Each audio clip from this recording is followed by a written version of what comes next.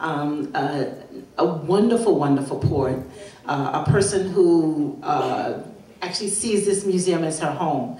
And that's the best possible thing for all of us, because she is constantly coming up with great ideas about programming here, things to do here, how to bring great people here, how to get this museum seen and people wanting to talk about it all over, not just Detroit and Michigan, but throughout this country. So I really appreciate Jessica. And so without further ado, we're bringing Jessica Caremore to the stage.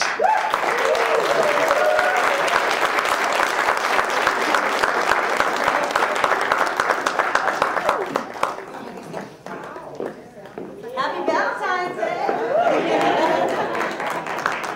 How y'all doing? Thank you for coming. I'm really honored to be here. I want to thank Juanita Moore. Is that me? Was that you moving the podium? Look. I don't know. Okay, we're gonna work it out. Y'all give it up, please, some love for Juanita Moore. This year. I'm really honored to be here. And I really don't know how much Juanita realizes how much I do appreciate your support as an artist that's come back home. It's been one of the institutions that has supported me the most out of all the ones in the city. And I've done a lot of the other stages, but this one has continually not just said, oh, we want you to come do a show, but actually, supported the idea of me producing an idea and seeing it into fruition. So just really thank you so much for doing that. And I'm really excited tonight. Yeah, you should clap for that, because people in the level where she is as a CEO, and people on that level aren't always connected, have ear to the street, and so that's something that Juanita definitely is. I bring to Detroit. And so J.O., I don't know who's in charge of sound, but that has to stop before everybody else comes on stage. George Bush is not in office anymore, so it used to happen a lot when George Bush was in office. It's kind of slowed down when we got Obama, so let's see if we can work it out. But I'm really excited to be here tonight. Thank you for coming out and doing something different on Valentine's Day. I'm not a big Valentine's Day person myself. I was excited to see something different happening in the city instead of just the typical thing. And if I was like, on a hot day tonight, I didn't want to come here. And so I'm really excited because I have my brother with me tonight. And I know some of you probably have already heard me read, but if you haven't heard or not familiar with the work of Raz Baraka, you're going to be very, very delighted when you leave here tonight. And I'm so excited. We didn't know how we were going to set the night up. I said, Raz, I'm going to open for you. I'm going to do my thing. I'm going to get out your way and let you, let the people in the city of Detroit see how fantastic you are. And I'm not going to introduce them all the way now, but I will. But I am going to bring my musicians on stage and have them join me. And I have some great people, some guest musicians, if they're not scared to walk on the stage coming up. And my son is in the house. He'll make lots of noise at some point. There we go. Okay. And I'm going to open because we are in Detroit, and we were trying to find the balance of love and revolution. And I talked to Raz earlier. I got our cutters. I don't write a lot of love poems necessarily, like nice ones. And so I was like, Raz, what am I going to read? I was like looking through my old books. I said, I think I was more lovey like 10 years ago or something, but trying to find some love poems. And Raz, what you talking about? Now he answered the way that I would normally answer. All this is about love. Our people, our community, how we appreciate the art, what we do, as a people, that's all love. And so when you write with love, even if it's a super political poem, it's still a love poem. You know what I'm saying? So that's what this night is about. We're not going to hear it's not just about roses. It's about what we have to do and how we have to love each other so that we can be better as a community. And so that's what tonight's about. And I want to open tonight with a Dudley Randall poem. Look at this book. How long I've had this book. If y'all real writers know what this book is. This is the Black Poets Anthology, Dudley Randall. And so I'm going to read Roses and Revolutions, and I think Cecilia's going to help me do it. Musing on roses and revolutions, I saw night close down on the earth like a great dark wing, and the lighted cities were like tapers in the night. And I heard the lamentations of a million hearts regretting life and crying for the grave. And I saw the Negro lying in a swamp with his face blown off. And in northern cities with his manhood maligned, and felt the writhing of his viscera like that of the hare hunted down on the bear at bay. And I saw men working and taking no joy in their work, and embracing the hard-eyed horror with joyless excitement, and lying with wise inversions and impotence. And as I groped in darkness and felt the pain of millions, gradually, like day driving night across the continent, I saw dawn upon them like the sun, a vision of a time when all men walk proudly through the earth. And the bombs and missiles lie at the bottom of the ocean, like the bones of dinosaurs buried under the shell of eras. And men strive with each other, not for power or the accumulation of paper, but in joy.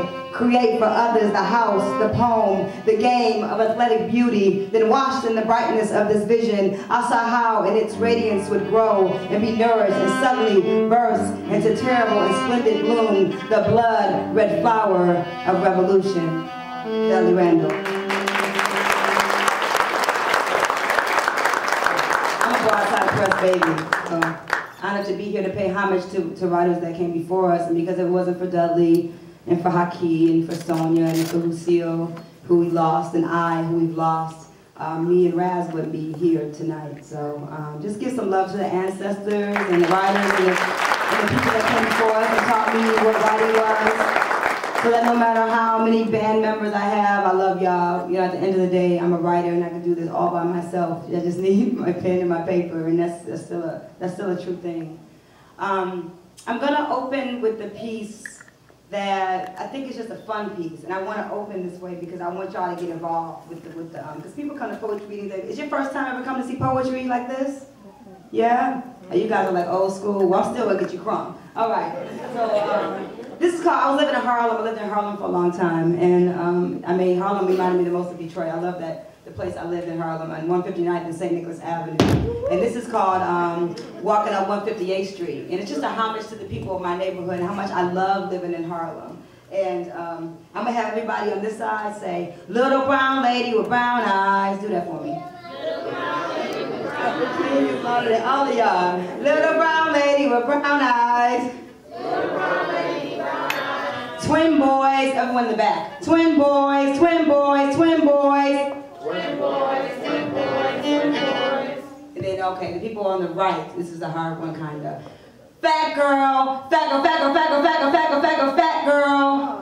Fat girl, fat girl, fat girl, fat girl, fat girl. That's good. And everybody in the front that's not scared of poetry and stuff. White blonde lady on heroin. She's my favorite lady, so say it right. Okay. White blonde lady on heroin. White blonde lady on heroin. These are real people. She lives in my building. So here we go. Little brown lady with brown eyes.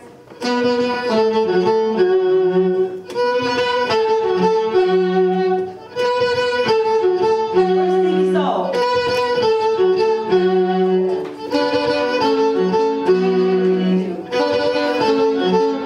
We're gonna have fun. Stevie Soul, y'all.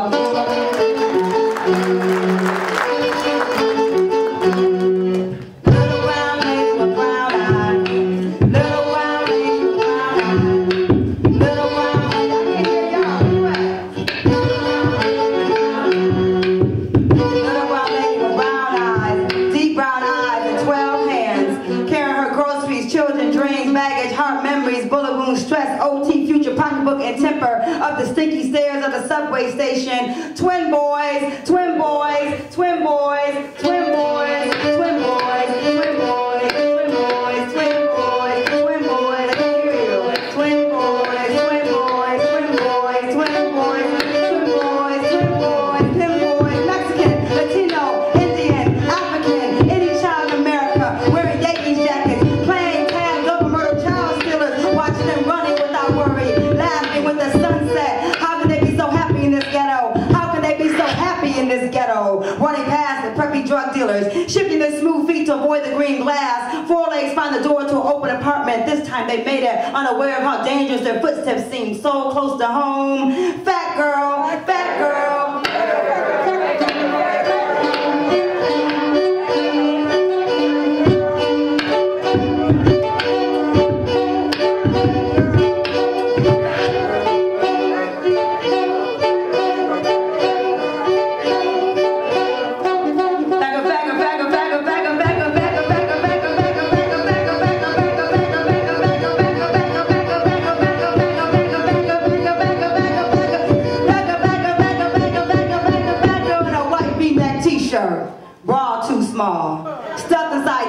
jeans, ponytail slick back, 40-year-old lipstick and dream catcher eyes. They follow her, the old men and the teenagers, they whistle and yell. They follow her, but she is lost on her own block. She wants to believe she's more beautiful than her block. When she goes out, she wants to be big. Big as a house with brick windows and paper doors. She wants to draw the doorknob orange and let anyone in who will give her a little. She wants to be big, let anyone in who will give her a little. Man said he was gonna make her big. Man said he was gonna make her big. She wants to be big. Big as a house. She'll let anyone in who will give her a little attention.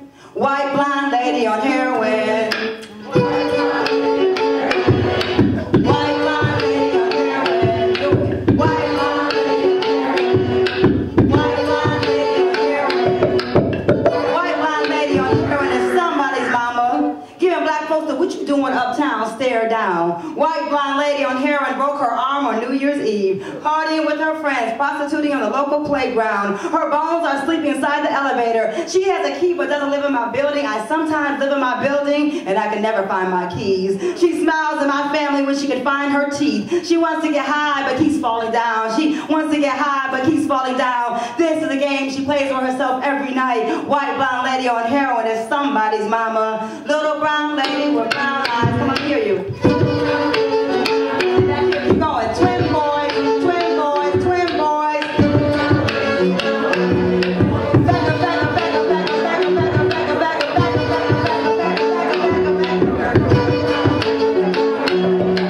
White blonde lady on heroin.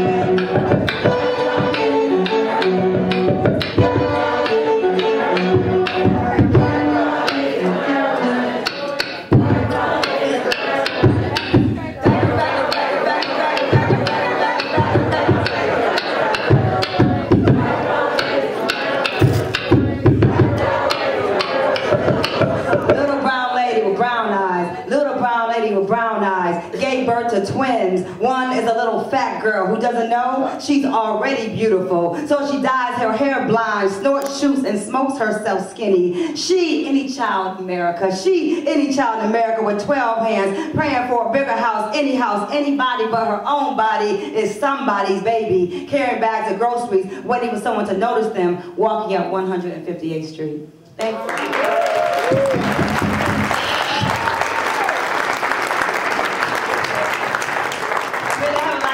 Special treats on stage with me. Tonight, playing throughout the night, these beautiful spirits, be right behind me in the gorgeous red shirts, is Cecilia Sharp and Ashley of Urban Strings. Y'all give it up for Urban Strings in the house. Stevie Soul and actually and Cecilia have both played with me on a larger show called The Missing Project, Pieces of the D. So I'm really excited to have them here with me tonight. And y'all all know Sax Appeal, right? Already? Okay, we're here. So give some love to Sax Appeal. Oh boy. Okay. I gotta teach these artists, you know, you gotta have stuff for them to buy. Yeah, you look cute, you got some CDs, right? What's the website? Sax Appeal Detroit. He's got great music. I'm real excited. I'm gonna bring my sister on stage. I met her through my great friend Ray years ago when I came back to the D, and she's been singing with me ever since. And we're gonna be Black Women Rockin' March 18th here on this very stage. So please help me welcome Stephanie Christian. She wants to go to dinner with her husband. But she was gracious to come and do these few duets with me. So I like that. Yeah. My funny Valentine, sweet coming Valentine, you make me smile with my heart. You call my name through horns, touched my beginning when I was innocent and open, vampire hours and quiet mornings, soaking in the sun and silence and mystery of us. This is when I realized I could fall in love in just a few short minutes. We exchanged eyes, pretended to be the other person hid inside each other's skin. I'm gonna tell you what you're thinking. You're gonna read my thoughts. Your looks are laughable, unphotographable, yet you're my favorite work of art.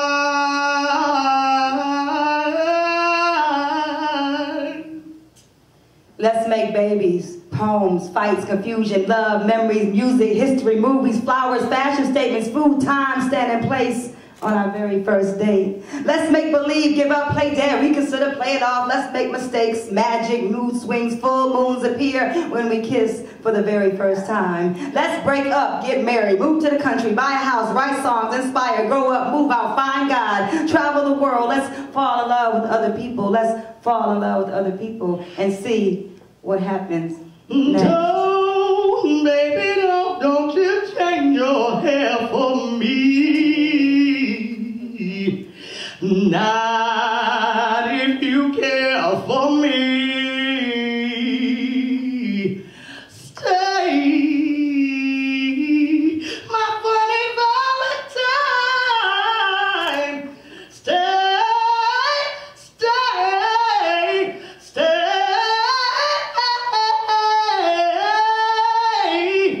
These days, Valentine's, each day is Valentine's Day.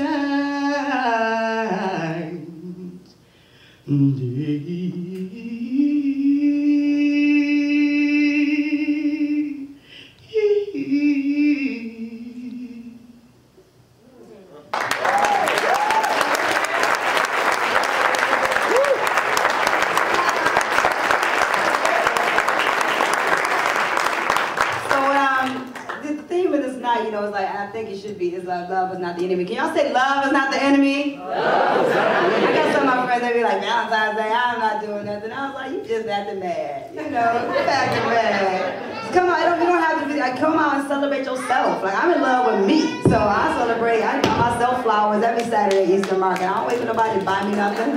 Flowers, chocolate, steak in my house. I always got chocolate in my house. So, you know, if nothing else, celebrate yourself, you know, and maybe somebody else will celebrate with you one day. So,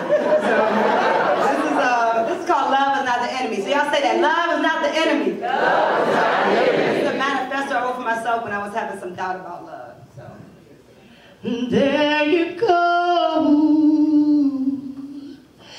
Where you going on there, you know. Which way does your river flow? I'm wondering where you go. All my new boyfriends are scheduled for 2012. No more lions in my bedroom. King is the most important thing in my life. I'm married to my art, my life, my work. Grown-ups are overrated. My Wonder Woman cape never needs to be ironed, even in Detroit. Skinny is the new thick. Jessica worship required. Insecure brothers need not apply. Joy is reality. Evil is an illusion. The devil never wins. The devil never wins. I'm one of God's favorite children. I have lots of brothers and sisters. Scorpios are misunderstood. Scorpios are misunderstood and not to be messed with. I'm really into my bows and arrow in search of a new bow. Mine was broken along with my heart in a fist fight with a fallen angel. Love is not the enemy. Y'all say it. Love is not the enemy. I had dream catchers for arms. Am I crazy because I don't expect my son to be forgotten just because it happens all the time? My name is Jessica Care Moore. I've been a Simmons, I've been a Pool. I would die or more. Ain't giving my name away no more. He would have to fly down from the heavens on an eagle. Eagles are becoming extinct, right? 2008 was all about pushing out new work, new ideas, new writing. 2007 sucked, as anyone, except watching my son really walk for the first time on my birthday and listen to him say yeah and hi and apple. He made last year, not giving up on this year. 2008 was year of the great, I can't wait. Blessing my new ray of sun, blessing my will that helps me fight. Grateful all the time to my friends and my family. This is the year of completion. I will pray my way out of confusion. confusion. I will not answer stupid questions I don't want to answer. I will not speak evil into existence. I am a love festival, an international love conference, a multimedia love exhibition, a love magnet with refrigerators, stoves, and washing machines chasing after me as I walk up Woodward Avenue.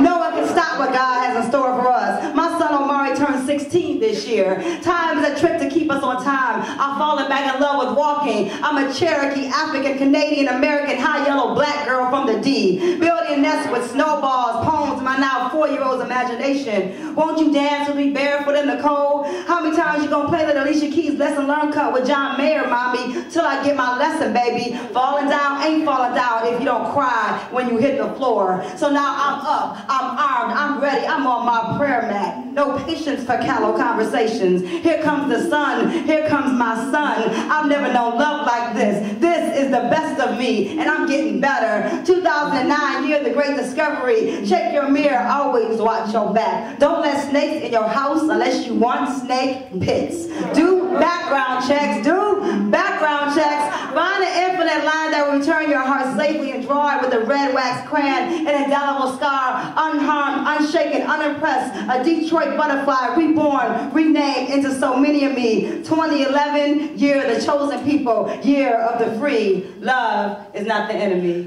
There you go.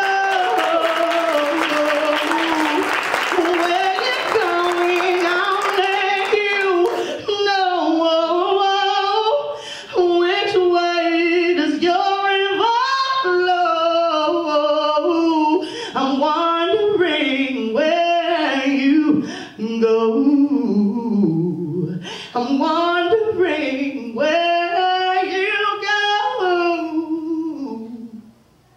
I'm wondering where you go.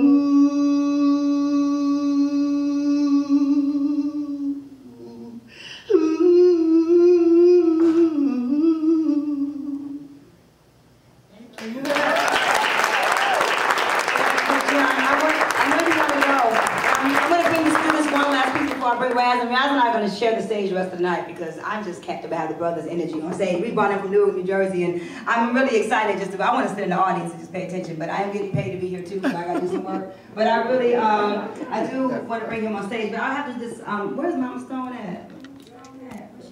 Hey, Ma, how you doing? Thank you for coming. So this was for you. We have to do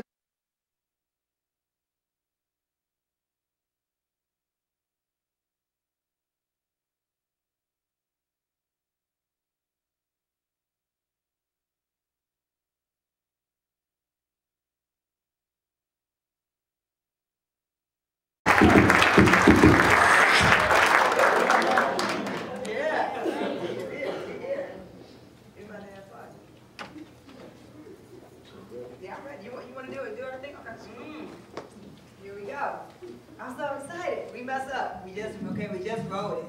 You gotta be nice to us, sweet. We wrote this on Facebook. Isn't that funny? I know, right? I know, right?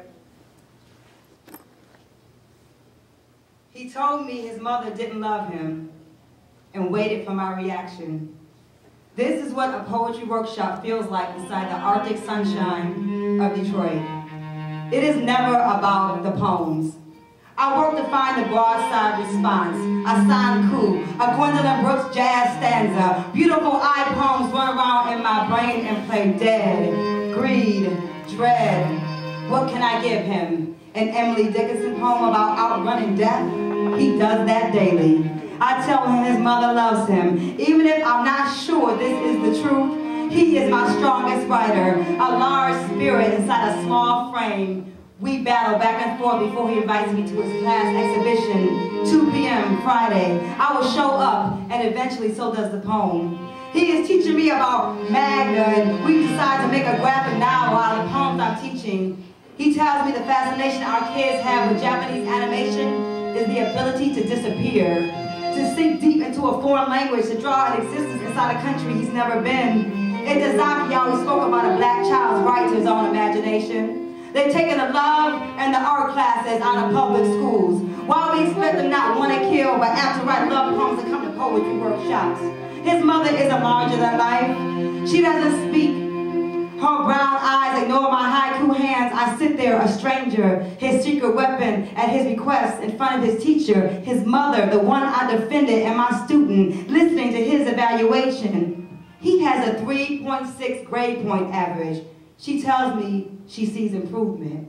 He gives me a look of trust that means everything. This is a single mother. How can I judge her without my own mirror? He is the second to the youngest of her 4 children. I think about my moments of self-doubt. I pray my son never thinks I'm too busy and never thinks I don't love him. I wonder what love poems Ozzy wrote, Ruby D. What did Malcolm tell his daughters to hold them? How do you explain that you are riddled with pain and no one ever told you they loved you, so you don't know how to do it either? What keeps us as a people is so fragile and small. We've made love complicated. We learned love with our face down. Something we had to accept. We were too savage for anything else. Needed it rough, no tough love. So tough, lost who we were in the process, like strong handshakes and halfway hugs. Like, I got mad love for you, bruh. Like hood love. Face tatted on a crisp white tee, reeking of backyard weed and balloons dangling from a street pole. And if you quiet at the right time, you can still hear his mama's screams.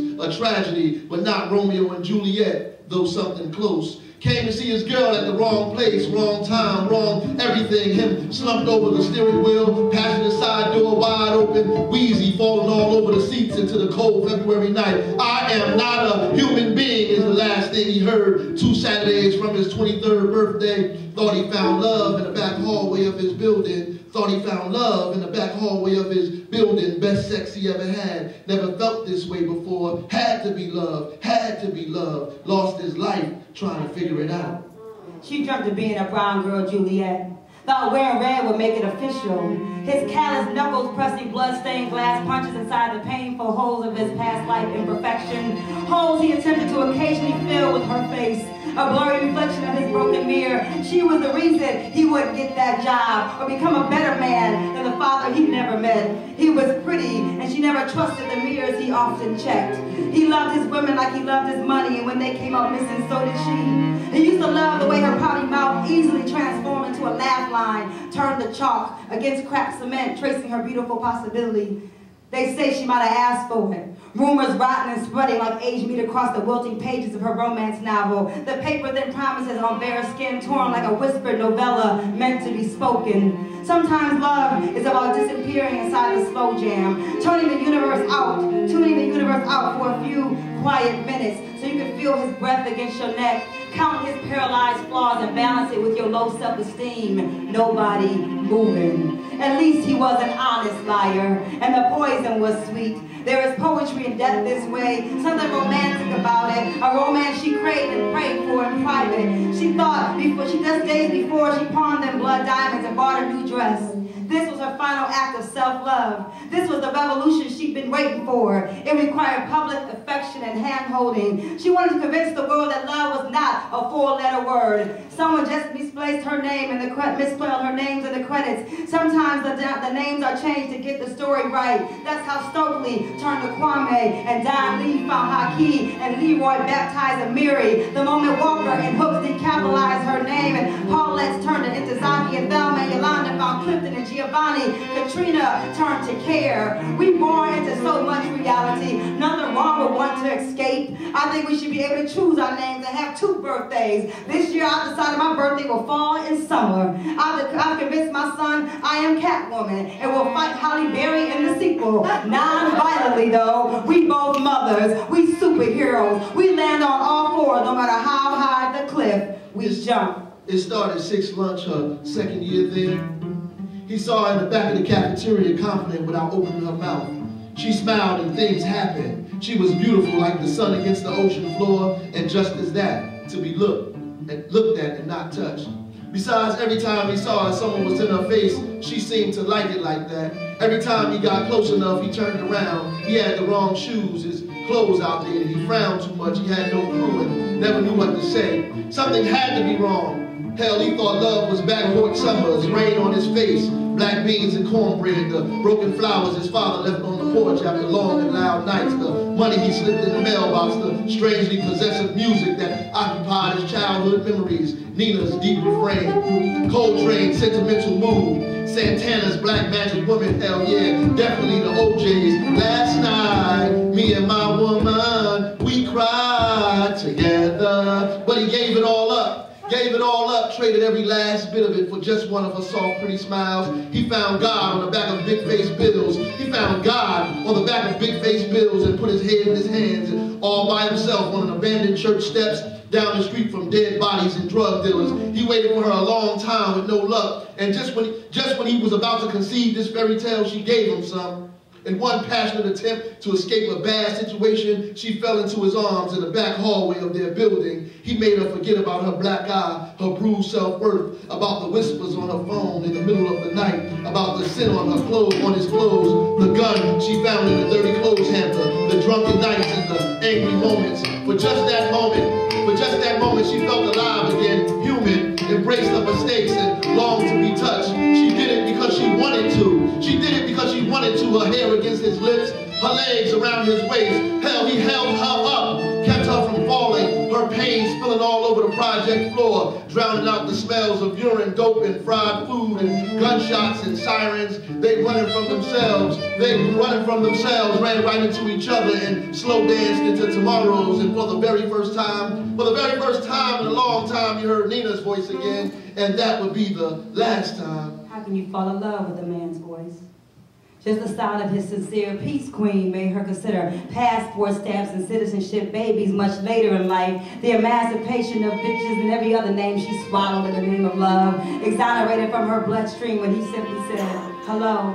Why you so down, queen? What's wrong with all them brothers? You been giving up your power source again? I'm from a solar line of electric women who love themselves, their families, other people's children, their communities, their reflections, their kitchens, their cotton wounds, their soiled hands, their nation time work, their gifts, their ruby hearts, their blood, their bodies, their sleeves, pulled up, dragging centuries of baggage, and the wealth of nations with their two arms and no socket to plug in their natural neon light, blinking. Waiting for a man to show up to take the sign out the window, or just hold their one of 8 free hands.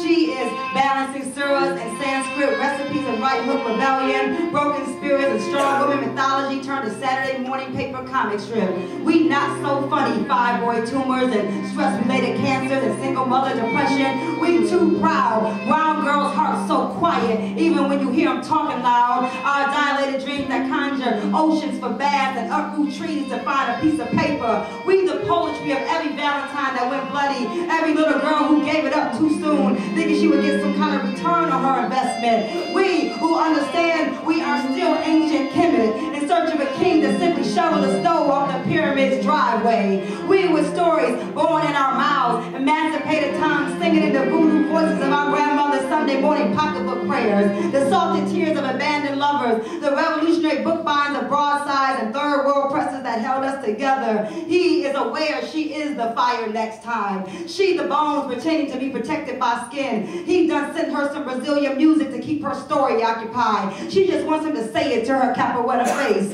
He 14 hours away on the other side of the planet sending flowers with no stems. She rooted in mystery and freedom, does not have the luxury of small talk. She already has children. He is a recorder of culture, wants to put a feather mic in her face. He doesn't know she ain't scared of anything amplified, and she ain't need a cord to be plugged into her people since the turn of the century.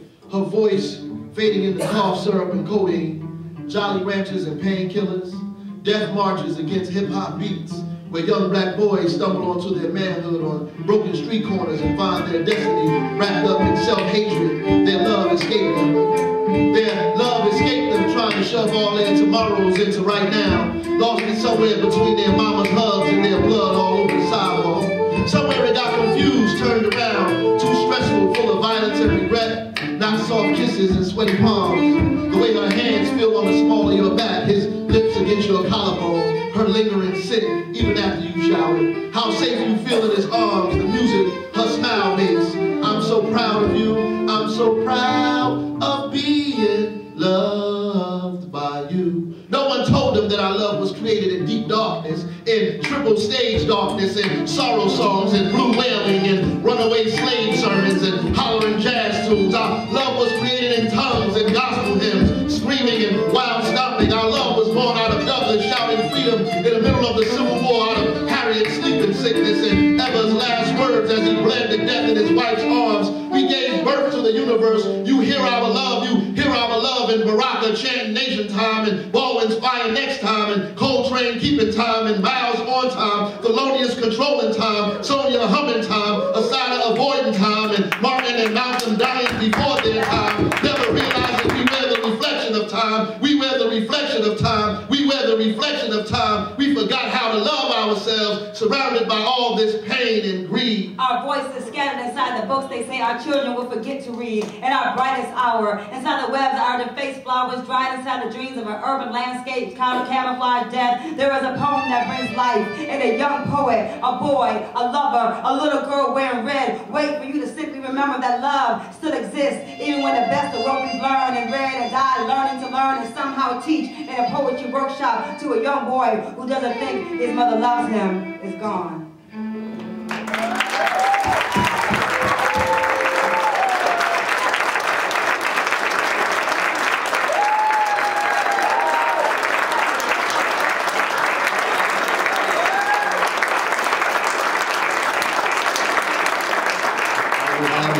That was beautiful.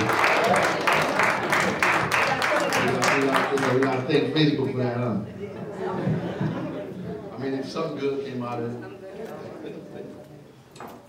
Oh, I'm happy to be in Detroit.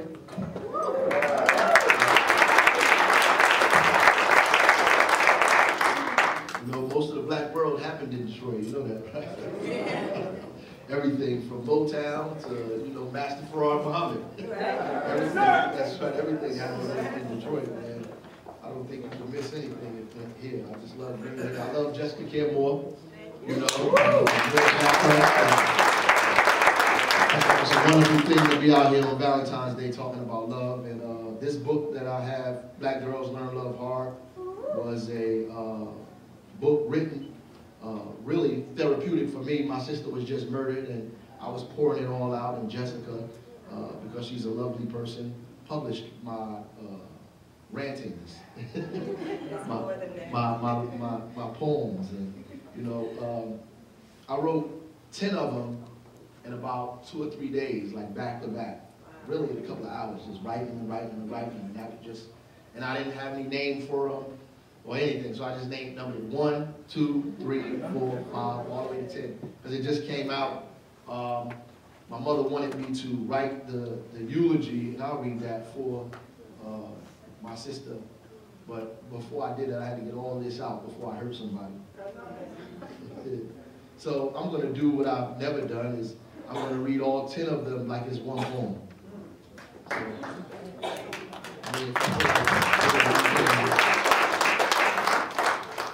So there's no title, and I guess it goes through a whole bunch of emotions. So, my sister is a black girl poet. The way she bit her bottom lip to the passion of her crossover dribble. The way her pants rested on her shoes or her hair against her cheekbones. My sister is a black girl poet, and she meant everything she didn't say.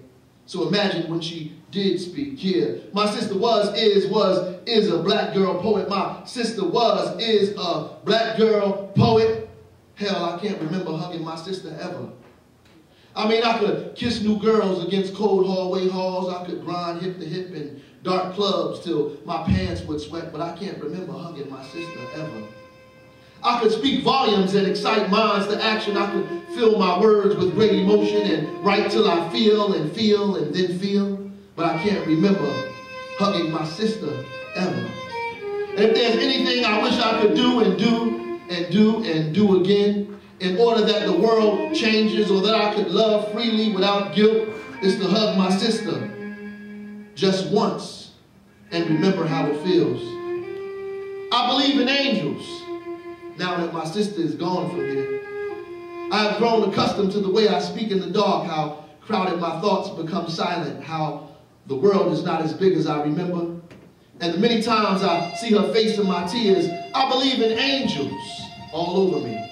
Watched in my most tragic episode, my sorrow song, and even if there is no light from the moon and the clouds cover the heavens, and there is never any sun with the rain, I believe in angels. I believe in angels. I believe in angels. My sister is living proof. My sister is living proof. If you ever see her up close, see her on the court, she played a mean game of b-ball. She danced up and down the court, swift moves to the basket, teardrops kissing the bottom of the net. The ball rotated off her fingers and curved through the oohs and ahs of disbelief. You could hear it smack against the cotton, and she jumped on defense just as quick. They knew her name, they called her name. The way she shadowed you to the basket, got in your way, made it difficult. Her size, never a factor. She played like a giant and smiled on her way home. My sister had a mean game of b-ball. She still does. I think of my sister all the time. I have a picture on the desk in my office at school. She's holding my daughter Raisa, as I remember her last, my daughter in her arms. She was talking about basketball, as she always does, and me in the championship game. She was a coach, as I was, and I listened to her, and I never thought of not seeing her again. My sister played baseball with me when we were children on my little league team, the Mets. I was upset then, afraid maybe she could play. She was the bat catcher down the street when we played in the neighbor's yard. The bat hit her head and blood fell in slow motion. I was scared then. She seemed to never be afraid, no hesitation. She jumped right into fights with girls and boys. Her mouth always talking, she resisted all the time. Shani was good. She was good even when she was in trouble, she was good. She loved her family and died for it. No, she was murdered, shot for opposing ugly, for talking back, for being against hatred and lies, for being beautiful and good. She was murdered and he did it cowardly and sick. Some terrible B-movie, a deranged child, his father the same. She will always be better than him, even in her death. She curses him still, and he will never have peace from it. He couldn't erase her voice, her shout, her rightness. He learned how to hate women as we all do. He learned how to hate women as we all do, but he took it seriously. Shani was my sister, is my sister. She loved children and had so many of her own. I felt safe when I was with her and loved to see her smile. She joined the big church on Springfield Avenue and probably dressed better than the preacher's wife. She knew everybody and they knew her. Shani knew how to dance. She loved music, club music we called it. And she loved the classic club the best. She was fun to be with and had plenty of friends. My sister had class. She had morals and direction. She was my sister. And I miss her. And I miss her. When we were kids, we didn't really know how dangerous the world was. I guess we knew a little about capitalism, slavery and unemployment, even street fights, jail, crack cocaine, my brother being shot in the head, but my sister? No, not my sister. It's so clear why people need to believe in a God. Someone has to take the blame for all the fucked up things that happen to us in this place, where the Easter Bunny and Santa Claus get all the praise, where we teach our little girls that there are no such things as monsters until they happen to meet one up close, and it's all just a little too late by then. They keep our heads in the clouds, our bodies stretched like oaks reaching for heaven, trying to catch a glimpse of God in real life. We believe in fairy tales. They protect us from the truth, helps us to be comfortable with mediocrity and lies. We pass it to our babies as comfort, like a blanket on a cold winter night. They cuddle in it, learn to betray themselves, dying trying to fit in, coloring the lines, be someone else's imagination, look away from the pain that brought them here. So we say keep it real. We say keep it real, but what's real without reality? The reality is my sister is dead. And this is no fairy tale, no nice way to put it. I'm not being negative, no storyline or exaggerated rap song, no superheroes or tough guys, no one to save the day. She was murdered by a man that hated women more than he hated himself. He killed her and her friend in cold blood without sorrow or remorse. They small, unarmed, off guard, and still we're too afraid to protect our babies with the truth. The truth is women die here, are hated and beaten, tortured and murdered, voting didn't end it. Serial killers are fathers and husbands too, jealous boyfriends, enraged lovers. We learn to be men at everyone else's expense. How lynching and sickness, pain, poverty and heroin, self-worthlessness, hatred and fear becomes rape, molestation and murder. We hide history, pretend smile, glorify the ghetto or run from it. Our children, hell, they learn fiction as integrity and mistake enemies for friends. We shun the truth and give evil life. We disarm our babies just because you don't tell somebody something doesn't mean it doesn't exist or it won't happen to them. Just because you teach your children to love everyone doesn't mean they won't be pulled over and profiled. Just because you tell your girls they're pretty and smart don't mean they won't be hunted and hated. They say fighting never solved anything, but hell, that's the only thing that seems to be keeping us alive. That night I lost my breath. Words escaped me. I felt frozen. A picture of my mother and father were arguing loud. It turned into screams right through me. I fought myself to speak. It came out in whispers to my brother through his bedroom door. I knew he heard it, though it was faint. He banged on the door as if trying to get out of this place in this moment, wake up from some dream gone mad. I ran to my phone and called MAAH, mother of my babies. I probably should have married if I was strong enough. I don't know all I said. He killed my sister and I couldn't cry just then. Agony and disbelief. I still can't believe it, really. I got in my car and drove. I wanted to hurt someone. I know that feeling now, and I began calling people. No one told me it wasn't true, that it couldn't have happened. My best friend fell to the hood of his car, exhausted with sorrow. Death is a thief, I learned that night. And everyone said this was what God wanted. But why would he want this, like that small door on Gory Island above human blood and shark food? I saw her body laying there in the coffin, staring cold. She was gone way before I got there. It came out in pieces, noises and water down my face. There could be nothing worse than this, no amount of pain. My mother seemed to want to go with her, like something in her left with my sister. I wish I was there when it was happening, I said over and over again. I thought that thought over and over, to jump in front of her, to take her place, to have her here. She didn't deserve this. She was so little. Who would do this? She went back there to get clothes that night. What was I doing when it went down? Something useless, I thought probably. I should have been there. I was looking for him just before. I should have found him too. I'm still waiting to wake up from all of this, but this nightmare is too long. I see her jersey hanging up in our school, her face on pictures. I feel her around me sometimes. I cry for no reason at all. Stand and look up in the dark sky. I drive with the radio on, without the radio on, listening, trying to hear her say something, trying to remember the things she said to me while I was alive and while she was still here, and getting the courage to do them. It won't be long now. No, it won't be long now. I've learned power is in the flow of the river, in the vastness of the mountainside, in the heat of the sun, in the rising of the tidal wave, in the movements of the wind. It sleeps in the core of the earth, in the deep of my mind, and in the palms of our hands. Idealism supposes limits. Materialism is proof of imagination. We create what we need and build what our mind can see. Slavery is idealistic. To believe that humans will exist in bondage forever is unreal, or that people will be oppressed indefinitely is the hope of idealism. I am a materialist. I believe in freedom.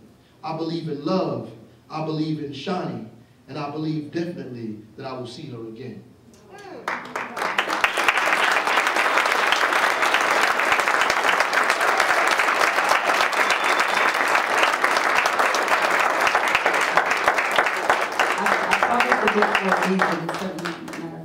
It's among some of the most beautiful poetry that I've ever heard, to be honest. And so thank you. Just thank Raz for sharing that, because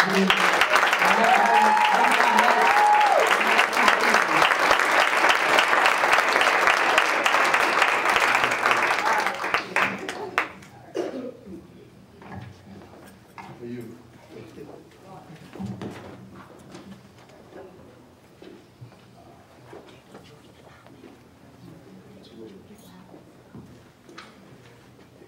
God must be a black woman, you know. God must be a black woman, you know. When I was younger, every time I got on my knees, my mama showed up. Every time I got on my knees, it was my mama's face I saw. I swear every time I got on my knees, it was my mama's face that came to me in complete stillness. It was my mama that made all the miracles happen in my house. She saved lives for a living, breathed air in our lungs, raised 4 black boys in a world that tries to suffocate them. Hail Mama, full of grace, blessed are ye amongst women. It was that preacher that lied, took her out of the trinity of things, made her a ghost and tried to make me afraid of her image. Hail Mama, pray for us sinners, now and at the hour of our rebirth. Move the stone from the cave of our minds and resurrect us. Help us recall the taste of ebony in the black of the womb, that darkness in triple stages, like kissing the midnight sky, giving birth to a miracle. She wears the color of eternity on her face, ageless. But as old as time itself, she carries civilization on her back. The trees weep when she walks. The wind envies her, yet she cries oceans of tears, for her children are persecuted. Hail, mama, blessed is the fruit of thy womb. The world has turned its back on you. Do you know her name, your mother, your sister, your wife? I saw her at a block party on Elizabeth and Mika. She sat there and everyone that passed looked. Some even spoke, and if you were lucky, she smiled at you. She would look your way for just a split second, and you would fall in love with her high cheekbones, the music in her voice, the tone in her eyes, the curve of her lips, the way she holds her hands. She washed other people's clothes for a living to put her kids through school. She taught other people's children and cleaned other people's homes. She tilled their soils and worked their factories. She kept our families together. She saved lives for a living. Yeah, God must be a black woman. Every time I got on my knees, my mother showed up. God must be a black woman. Who else could have done all this anyway? Hail, Holy Queen, Mother of Mercy. Hail our life, our sweetness, our hope. Hail, black woman, the Madonna, life giver. The world has wronged you.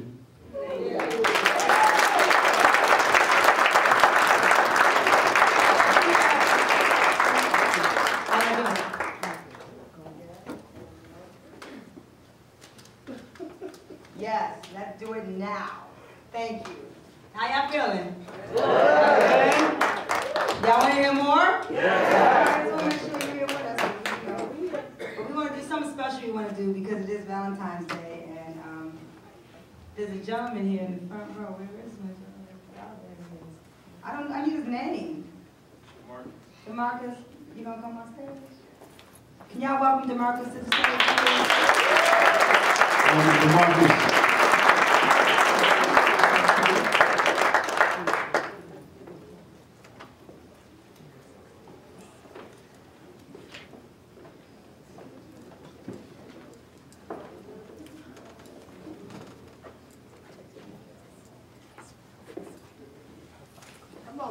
I got it. I'm a poet, but I just want to say a few things from my heart. I wrote a poem called Miss Lee 26. And it goes a little like this.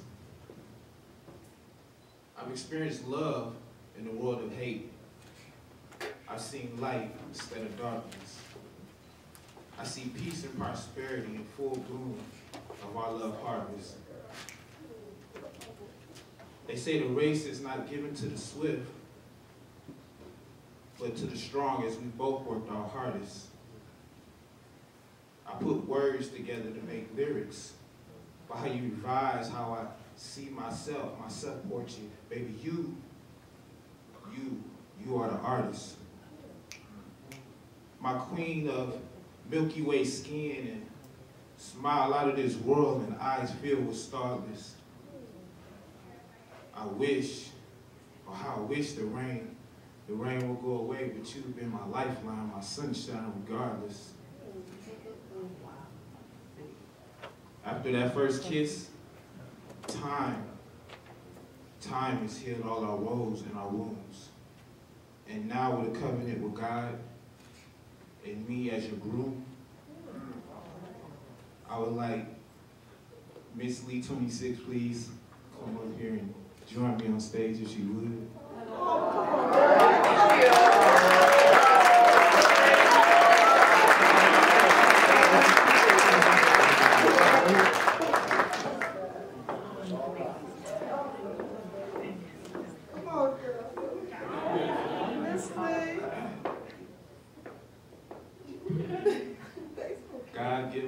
God takes us through changes for a reason, including the change in the names. So right here, at the museum when Charles H. Wright, would you accept my proposal?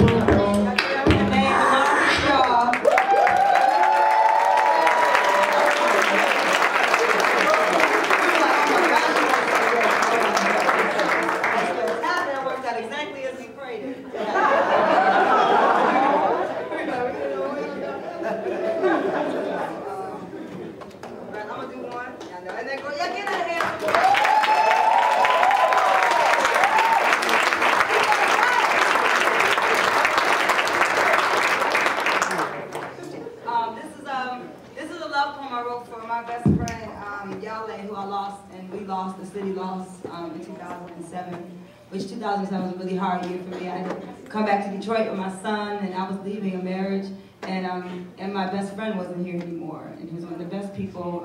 If y'all didn't know Yale Guy Miller, then he missed out on something very special, and I'm doing this piece for him tonight. His life was taken just a week, you know. It's been out just a couple of 3 years now. It's been too long. It's so long. I can't believe how long it's been. It's 2011. You know, it's a blurry thing, you know, when you lose somebody close like that. Because they always feel like they're still here. So, yeah, so this is for y'all. It's called Smoke, and it's about my return to Detroit. Yeah, please.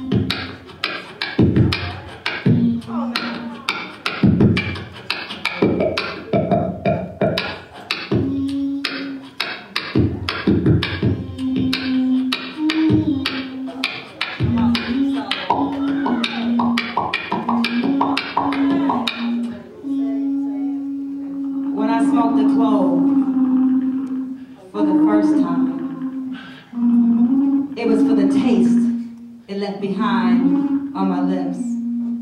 If I was gonna smoke anything, it had to be sexy. It had to serve a purpose. I had the same approach to writing poetry and loving the men I love. Just leave me something good in my mouth, a nice word behind my ear, something I can bite down on and remember. Years later, I've decided when I grow up, I'm gonna drink wine. I'm gonna have a mysterious wine cellar. I'm gonna know the origin of the grape. I'm gonna grow my own vine and tell stories to my children through one long drunk line. I'm gonna learn to use a corkscrew. I'm gonna be a person who takes a small sip and smells the glass. Today, I'm more of a tequila shot girl, a graduate from the 80s Hennessy and vodka. I really just want something sweet, easy to digest, slow, purposeful, something that tastes so good, just the thought of it makes me high. When I become my full warrior self, I'll be a woman with unbreakable spirit, dream catchers for arms, alligator boots, poems without curses, poems never written in this slave language. I won't be a pretty girl who needs to be reminded that she's pretty, but we do, don't we? All Detroit girls are good stock. We hit the potholes and keep driving. We born driving. I feel the status of my city wait for someone to claim it in a box marked lost and found. I can drink down this room and piss out the Motown sound. I can eat engines and command an ego. I'm black in Detroit and regal. I'm flashy with long cars and piped out trucks.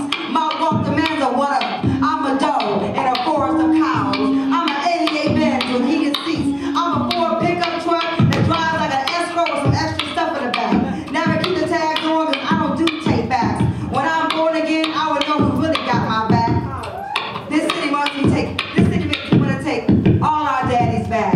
Tom Moore, Harry Taylor, George Woods, Larry Ray Robinson, Ashe Little Tom, Lisa Pat, Angie, Alexis, Charlotte, Tarika. We are daddy's girls with no daddies. We are city made for caddies, killing people's daddies. My coming home is finally not for a funeral. I'm returning to a place of war. I'm returning to a place of love. I'm returning to a place of war. I'm returning to a place of love. A wasteland with new lofts downtown. A holy place with schools and no books. Abandoned neighborhoods and beauty beyond belief.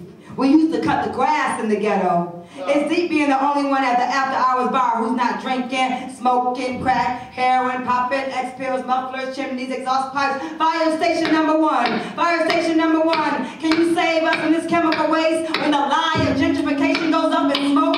The new billboard off the Lodge Expressway. Detroit, Rock City, Rockable niggas. Jesus was a Muslim. The heart of our city is on fire. When I heard Yale was murdered, Charlotte heard it on WJLB. Yale murdered here in this city that he loved, that he nurtured, that he represented all over the world, that he saved.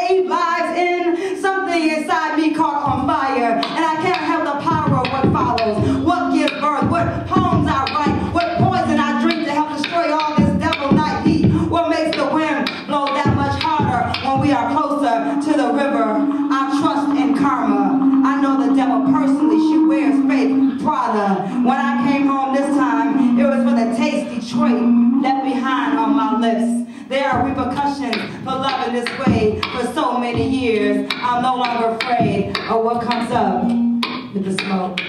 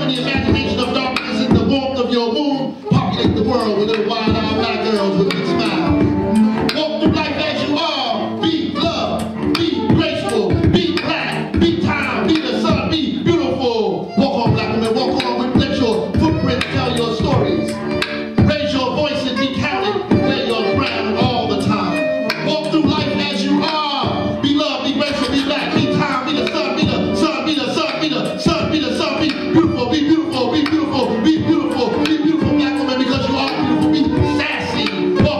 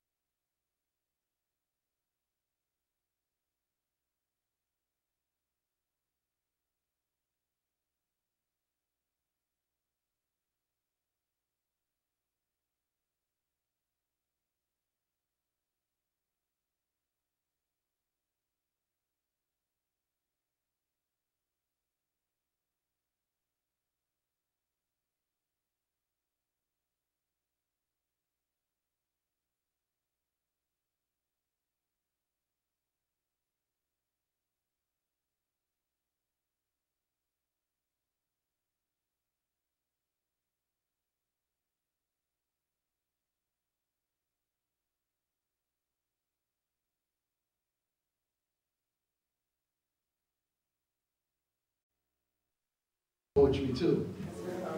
And our literary tradition is not named after, you know, a weapon. Right? The cannon, you know. Slow that up. Right, you got with that. Want to get you one? Yeah. You might know this one. You guys forget sometimes that I'm human and I'm not a machine. Jesse always says, I'm gonna go for an hour straight. Keep going. You took it mad at me.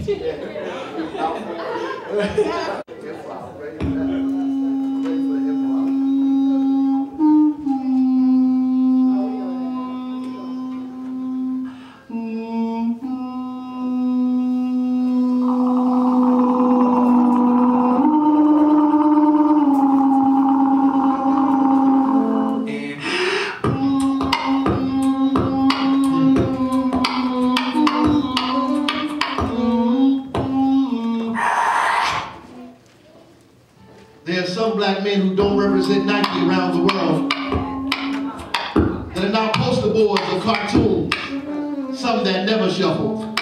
There are black men that can't dance, that are not pop stars, or don't say nigga in every other word, or paint bullseyes on our children's backs.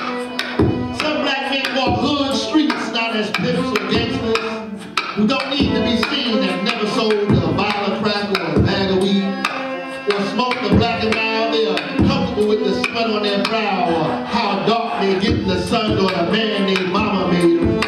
There are some black men that work from sunup to sundown still, that kiss their children to sleep, that walk them to the corner store, that despite their pain, poverty, and subjugation, fight back with love and gentle stares, with purpose and dignity that raise their families.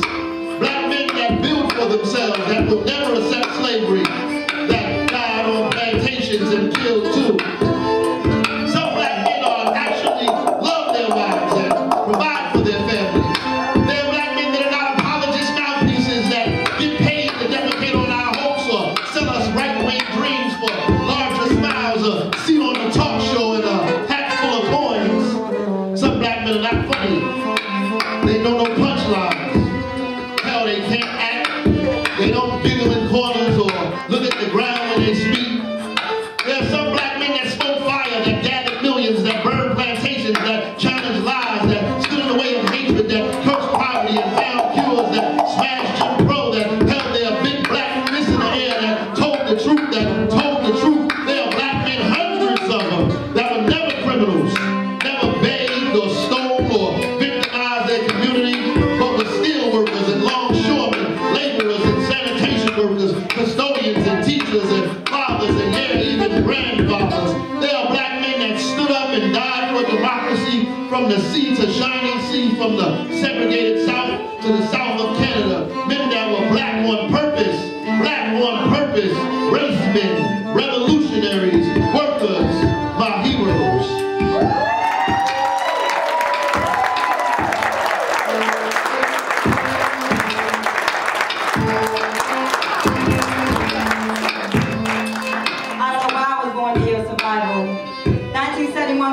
Revolutionary reasons to run.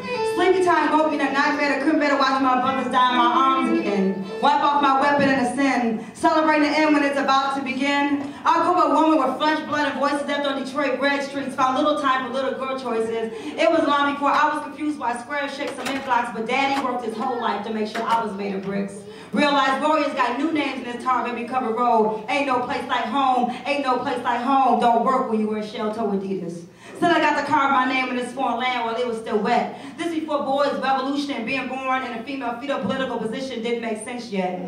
So I started loving you early, having big brothers and Pisces daddy. Help me remember you despite the times they worked to turn me against you. Despite the times I watched you doing the same to me, I never stopped being your eyes, struggling to find your dark reflection in the now. Black Sea, Detroit River, Lake Minnetonka, Barbie, Mississippi, Masala, Brook Shields, cornfields, fish kills, Atlantis, the Indian Ocean, Red Sea, Niagara Falls, Poland Springs, the river Styx, whatever exotic misfits, cause I know you like cornbread and grits. Spun you from my body, traveling cool silk, nurse you on chocolate milk, yellow girls still brown on the tips.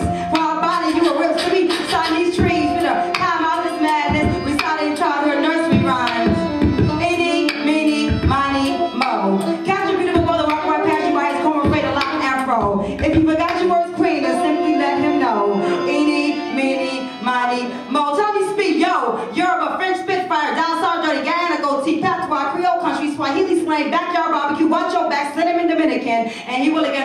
eyes, his sister and hot sauce tongue. We date duality, blind by love, by birthright. At first sight, a jet plane could have been a kite, but one of them's gonna get you home faster. You wanna know your answer? Just ask her. They're killing my forest, so I'm saving my seeds. They're killing my forest, so I'm saving my seeds. Got black men growing out of Yellowstone trees. Plant them back in our soil, make our rivers grow 7 million degrees. After all the destruction, saving my family is the goal. We know the young is old. We know the young is old. Me, me, me, me, me, me, me, me, me, me, me, me, me. I'm that nappy-headed girl who tell your future to dark blue Afro sheen. Bring up ghetto Carolina, keep you needed in your fears by first name. Represent the best again. Hot mouth, real like she got some. Honey wine in her pocket. Hiding poetry under old silver locks. Growing roots under bushy ponytails. And this is who you're marrying. This is who you're marrying. Mary, the one you found too familiar. Reminding you too much of what you represent in this country. Ain't it hard, baby? Ain't it hard, baby? Being as beautiful as we are. Masquerading king, chameleon skin when African canvas glows in the dark. I bit off a piece of that arc. That's why black men's minds are doubly smart, be cussing you all in pairs. Got ivory going from under our hair. Damn, Jessica, don't you smile, child, for a little while. This morning I was firing on the front lines of the fruit stands, but selling our baby's fruit covered in plastic saran. Make your own man ashamed to hold your hand. Combat casualty. Casualties don't even exaggerate to taste exotic waters when I'm the well. Now I need new religions. Chakra protection plans. Maps to the center of the earth. Make a right at the birthmark. Accelerate when you smell fresh air again. Speaking is a sexy breathing technique, so I'm a silent freak, a slow leak. You can easily ignore if you're not listening for the drip in the middle of the night. Give me a reason to write. Give me a reason to write. This is my vital fight for you, lover. Language breakers, American stranger, suburbanite invader, international invader, knocking on all the wrong doors. For you, I'm always at war, always at war, always at war, always at war, always at war, always at war, always at war, always at war, always at war.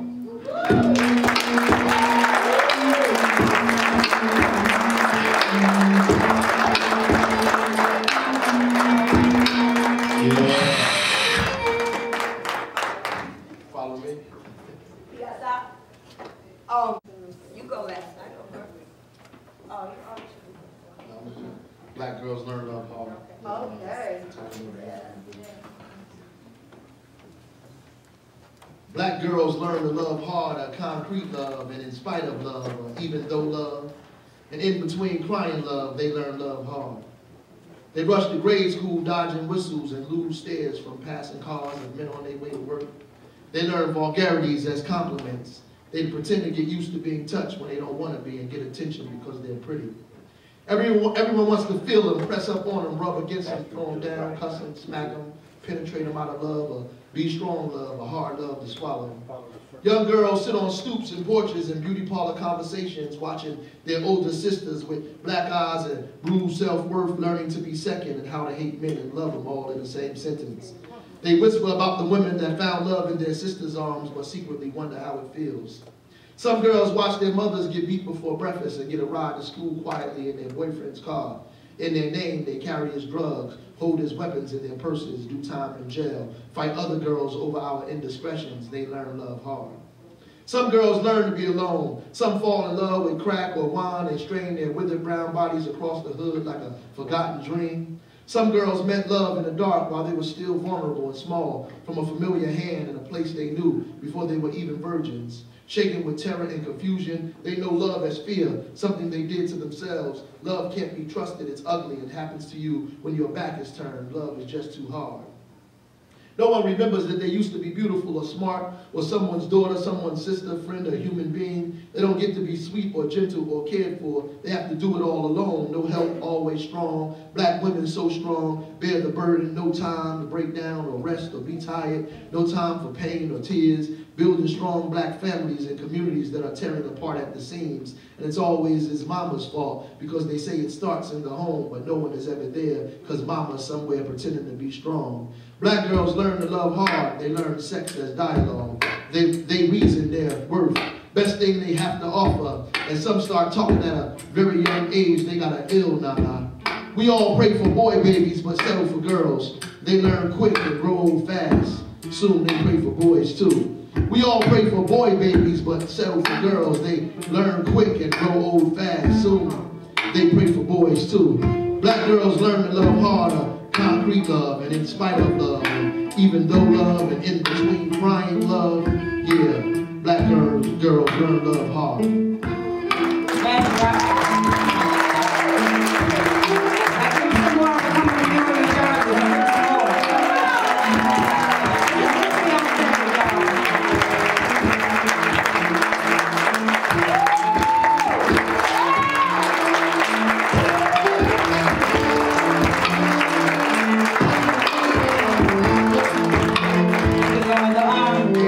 One of the greatest loves of my life happened to me when I had my son King, and so I'm dedicating this last piece to my son.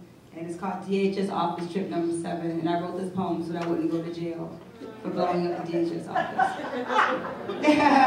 And I'm so serious. I was going to hit the caseworker in the head with my book. I think that's a federal offense when you beat the hell out of a caseworker in the building, so yeah. I want that on that building in Lafayette. I just want it to go boom one day. If it does, if I'm in like Costa Rica, you know what's up. Or it might go down. This is a real big learning experience. I didn't come up in the welfare system. My mother and father worked. My mother still works, and so I didn't know. We knew welfare cheese, but it was from my friend's house. But yeah, the government cheese. So DHS office is a really. It made me. Things happen to you as a writer and a poet. Like I said about Raz, how he lived, so he got time to write. So I had to live through this so that I could write about it. So I can one day, I hope, change some legislation so we create programs for educated mothers who have deadbeat dads as husbands or ex-husbands and fathers who leave and abandon their children, and then you're left to be criminalized by the state. There's something wrong with you because you need help to take care and feed a child that you didn't make by yourself. And so what I learned about the DHS office is that if you're pretty, then it's harder, and then if you're smart, you might as well forget about it. So you have to almost go in there pretending to be stupid, looking bummy, not smelling right, you know, not telling them you're a writer, a poet, or you might be smarter than you and no, I can't go to your work program because I can run it. You playing with me anyway. So let me shut up. So this is called DHS Office Trip Number 7 for my son King, and here we go. The homeless man gives my son $1. I am hiding, hoping to not look like I'm doing well. Doing well doesn't go with the chairs in this office. I'm thankful and embarrassed. The same day I was booked for a show in Paris, asked to be in a film being shot in Harlem in the summer, booked for a keynote at another college. My son's health insurance was canceled by the state, and the daycare said I owe them $3,000, and I have to pay it if my son wants to register for the new year. The daycare lady is asking me if I have a job again. I am a famous, recognized poet and writer. I have performed all over Europe and in South Africa. I am an Apollo legend. Remember me? I was on the cover of the Metro Times last month. The cover of African American Family. My son began here in the summer. His pictures are on the inside. My photos are in full color and 6 feet tall at the Museum of African American History. I am one of the women of a new tribe. I'm on exhibit, on display, always on display. Exactly what does being a legend pay? I need some W-2s for this life. This is madness, I tell myself. In order to receive help from the state, you have to be working. My writing is my work. I can't have my son 24 hours a day and write and create new work. Question marks float on the top of the head of the caseworker. Herbie Hancock plays in the background. This is the music I brought to this place. Never leave your music at home. Never leave your music at home. Never leave your music at home. They only play the TV on one station in the lobby, the Sci-Fi channel or something. Sometimes there are cookies full of M&Ms. King, don't touch the cookies, baby. King, don't touch the cookies. I made it a job because my job is not a job. I made it a job because my job is not a job. And a parent told them I make too much money that doesn't really exist. So now I'll be allocated $12 a month for food. My first husband caused my mistake in the middle of all of this. We laugh about reading poems for 20 years. My son, my earth son, cracks jokes about him getting old. We are elders and we are still young, says Kevin Powell. This is a thankless job. Weldon Irvine would whisper in my ear at the Schomburg before he killed himself a few years later. Thankless, thankless, thankless, thank you, thank you, thank you, thankless, thankless, thankless, thank you, thank you, thank you, thank you, thank you, thank you, thank you, Joni Mitchell to drown out this moment. Mariah Carey, Anita Baker, Jennifer Hudson, and yet even that Beyonce song, If I Were a Boy.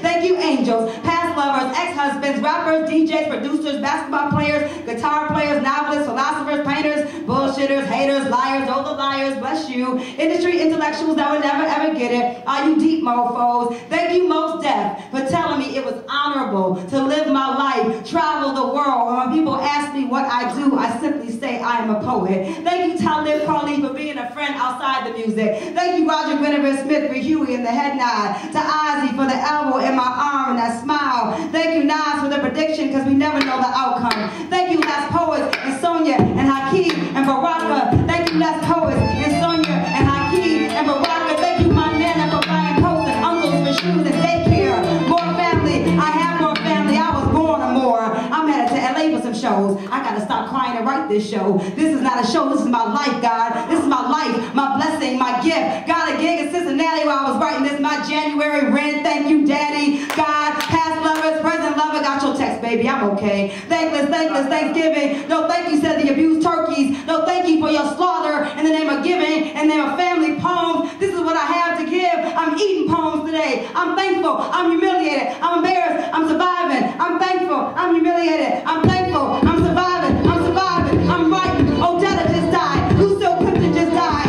I just died. You can't stop me. No, you can't stop us. This is my job, damn it. This is my job, you know. I'm a mother. Give me my check. I'm a mother. Give me my check. Amen. Amen.